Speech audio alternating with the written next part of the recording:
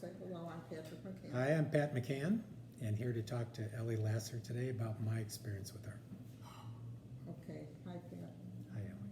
So your neurologist was Dr. Vic, Nicholas Vic? Nicholas Vick. And Do he you worked- have any of the EEGs, No, anything like that? no.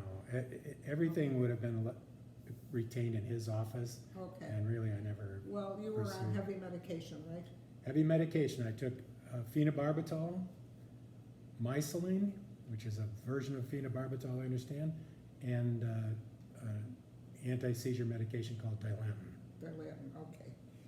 So let's review it from the beginning. Right. All right, the school, the Adler School, you went there to help get some information on family counseling. Correct. The school called me, I just graduated from there, and they asked me to take your case. So that was very nice of them, and I was eager to do it. Right. And so prior to this experience, I had an interest in hypnosis, and I went to California to take a course in it. So I had one course in hypnosis, and then you arrived for family counseling. So what, your family was your daughter and your wife. Correct. You had problems with your daughter. So we thought. Okay. So what really concerned me about you initially was that you had a smile on your face that was like a permanent fixture. It never changed. You were smiling through everything we talked about, and the smile was inviting and nice, but it was a little concerning to me. So I asked you to come in alone and see me. I worked in my basement in my home. You came down that basement, I was almost afraid to be there. And so you sat down and you began telling me that you have 4 seizures a day of epilepsy. At least. At least. Mhm. Correct me as I go along. Yeah.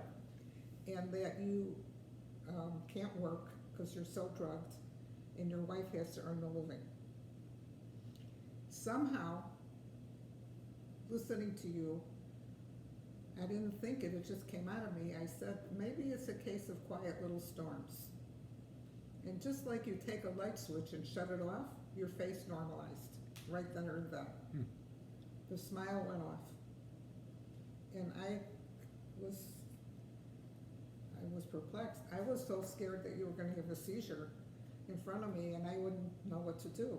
But nevertheless, I asked you if I could regress you in hypnosis back to when you were a child. So this is where the story begins. And you correct me if I'm wrong or right. Or if I have a different experience Yeah, of what we did, please. for sure. Okay, so here I am, I regress you back, and there you go. You're 5 years old, your mother drops you off at school and drives away. It's winter. The school is locked. There's no school, and she didn't know. And you didn't know. And not only that, you moved that day.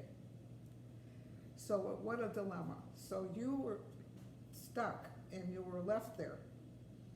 So you didn't know what to do, but you did find a way back to your first house. Right. And somehow you wandered into your new house. Well, and just to add on that, we didn't move that day, but we had just recently moved. Yeah. And I knew my way to the old house, and I thought I knew from there how to get to the new house, but that's the only way I knew how to get there. And you did. Yeah.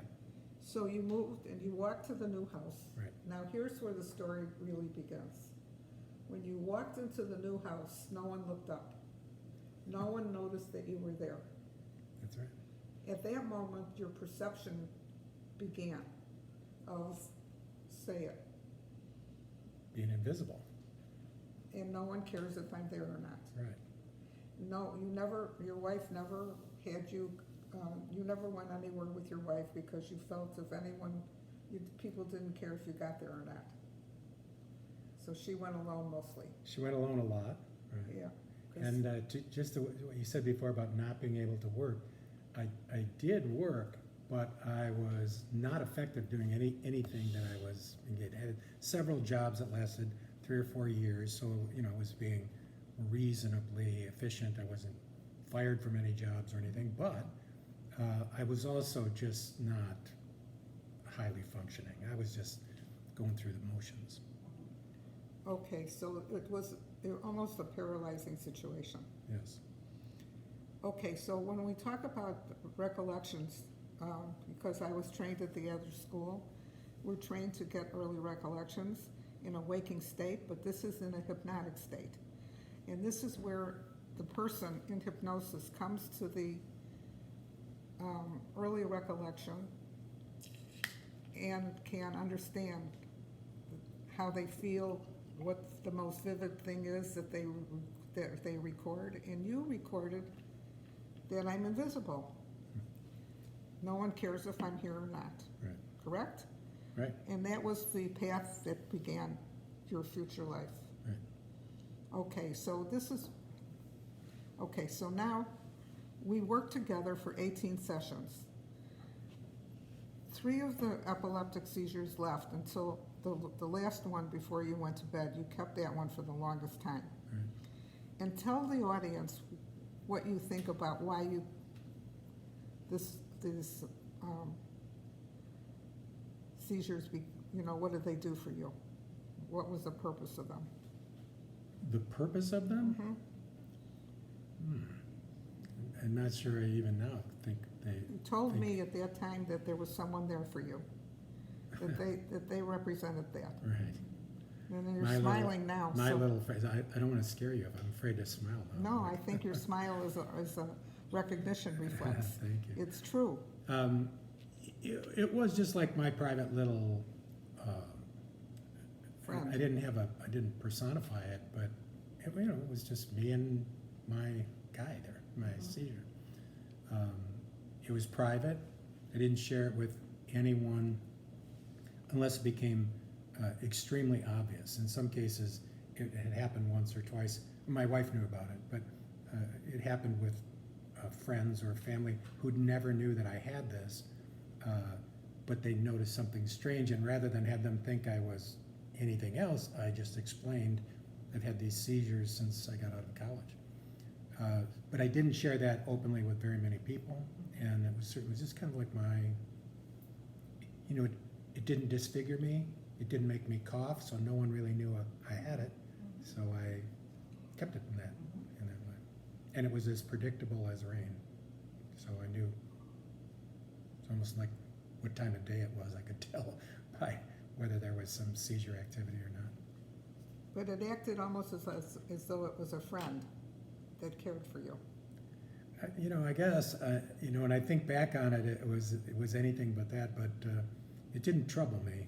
And maybe that was a result of the medication, or maybe that was just my comfort level with it. If I had some other disease or other condition, I might very well have just being who I was, invisible, I might very well have low-keyed that as well. I think that's how I think about it now, is that I was just not going to trouble anybody with my epilepsy or my seizures. It's got such a scary connotation, and it wasn't scary for me. So. Okay, but now how will this help other people? This story and the fact that you are cured from epilepsy for 35 years. Yeah. Talk about how you got off your medicine and when you did that. Yeah, from the time I was diagnosed with this, and this was in my last year in college, it was 1970 or 71. The medications I was given were consistently increased. They started out very light. I can't even remember what they gave me the first time, but it was a very mild whatever. It didn't do anything. I just had them. So each time I'd go back and check in, they'd increase a dose and increase a dose. I wound up for the longest time taking Dilantin, which is a pretty conventional, I understand, anti-seizure medication, phenobarbital, which is a very strong barbiturate, and mycilline, which was my understanding is a version, like a milder or long-term version of phenobarbital. Wasn't quite sure how those work. I took those morning and night. I can't remember the total dosage, but by the time, and it was enough to make me let's just say I was very hard to wake up. And phones wouldn't wake me up, alarm clocks wouldn't wake me up. I could sleep, and I could sleep anywhere. If things got quiet, I could fall asleep right here, like that. But it didn't occur for me like you're so drugged. It just occurred for me like I was a mope, like things weren't going on. I could drink coffee. I like to drink coffee. I could drink it all day and go to sleep like that at night. I stopped drinking alcohol for the very most part several years into it, because even one beer would put me to sleep. I was so already down the, So number one, in working with Ellie, the biggest difference in me was I stopped taking that medication. I started to share with you before that I noticed after our sessions, at one point, I used to have one every night when I went to sleep. I'd lay in bed. It wasn't like there wasn't any advance on it. I would just have one, and my wife could always tell, because I would stop breathing for a few seconds. These only lasted anywhere from 10 to 20 seconds, probably, I'm guessing, but they weren't long-term things. And I didn't shake and shiver or anything.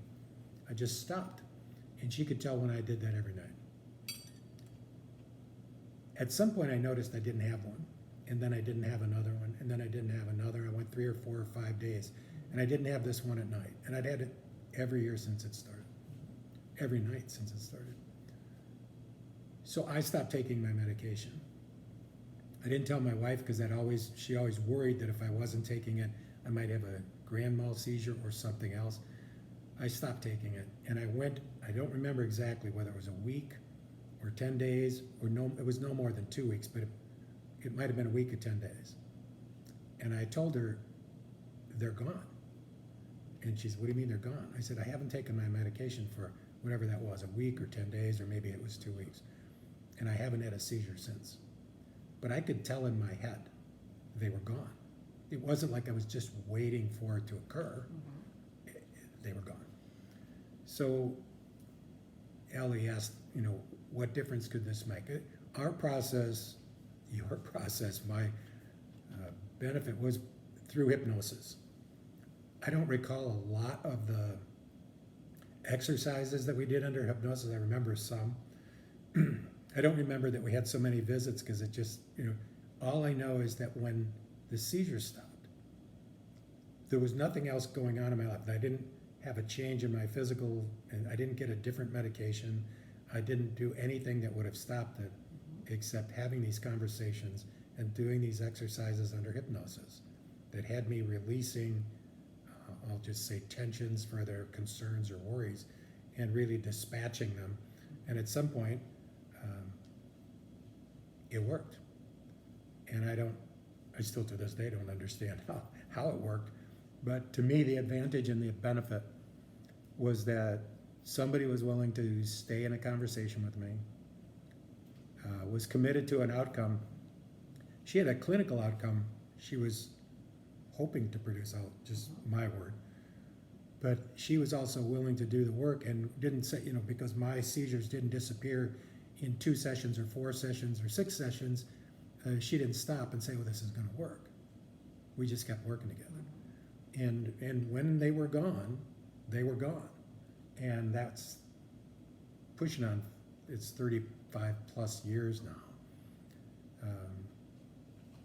And they've never been back. I've never had them since. So that's what I want to say about that. Okay, so thank you for sharing that with us. I just want to republish this, because it's been such a long time that you're okay. And it's kind of an unusual outcome. Yeah. And maybe some other neurologists might like to know about it. Yeah. But the fact that the perception was interrupted, and the fact that I cared for you and stuck with you, that you felt somebody was there for you. Right. I remember you said you couldn't pay me, and I said, it's okay, if you ever you want to, or you can, it's fine. And that was fine with you and me. And I think that however you felt that those seizures meant something to you, meant something that someone was in there that was for you or with you, because you felt so alone and isolated Yep. and uncared for, that they manifested themselves in that way.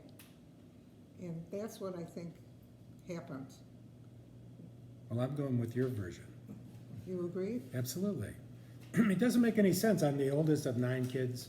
I, I lived in a kind of a mob scene, a friendly, if I can't get mob scene, but, it was all busy. But what I realized is that and this is in retrospect, wasn't walking around with this, but early on, it was just determined that I was okay. I was in charge, I was capable, I could do this, I could watch the little ones, Right. but I was only 4 Uh-huh. or 5. And nobody ever asked me to take them to the doctor or take them to school. Like, could you watch the kids while I change the diapers or things like that? But I always felt they must not know I'm 4 or 5 or whatever that is, right? So I think I always dragged on this, people think I'm more capable than I am. Something like that. And, that persists, to this day sometimes. Well, this is good news. Thanks Yeah. for sharing this with us. It's my pleasure. Appreciate My it. very great pleasure. Anything else that you think we should say or ask? Anything me? else? For me? Yeah? No, except that it's I had a friend call who just found out that she was interested in engaging Ellie for something. Oh, yes. And it turned out that when she looked on, I think, LinkedIn or something, she saw that Ellie and she had a mutual friend, which was me. So she called me. She just said, I just noticed, and she's an old friend, so she just noticed that you and I have this personal friend. She's Eleanor Lasser. And I said, well, that's true. I said, except I don't think I've ever called her Eleanor, but yes. And then she said, well, what could you tell me about her? I said, do you have a minute? And I told her, I said, look, she saved my life. She went, what? I said, my life was going a certain way, and it was kind of a mopey way, and it wasn't, there wasn't any success dripping off of it, and it was an okay life. Like, if everybody looked at us, they would say, well, there's a nice family, da, da, da. But my life wasn't going particularly well. There's a line down my life that's from up through college. Everything was just great, physically, everything else. It was reasonably successful, looking forward, etc. And then these seizures happened around 1970. Around 1985, they were gone. And that's like a direct line of before and after for me, because I smiled after that authentically. I was more outgoing. I was more comfortable. And I'm not saying anything happened like the next morning, but if I look at my next 10 years, it was decidedly more positive than the prior. And from that point, 10 years beyond, life has been so much more successful, and I just mean that in the sense of living my life successfully, not particularly about finances or anything. Healthy, raising a family, being a great grandfather, and not a great grandfather, a good grandfather. All those things followed after. And I don't dismiss the fact that some of the reason for that is the work that we did together. So I don't know if it's epilepsy that it would be particularly good for, or some other condition, but I think anything that has a psychological element to it, either the cause or the difficulties around it, if they have a psychological component, I certainly would encourage people to you. explore what it would be like to deal with it in Thanks, Ellie's way. Pat. You're welcome. Thanks for coming and thanks for sharing. This is Okay. really nice. Should I go of you. now? No, we're gonna make you lunch. You gotta stay here. Okay, great.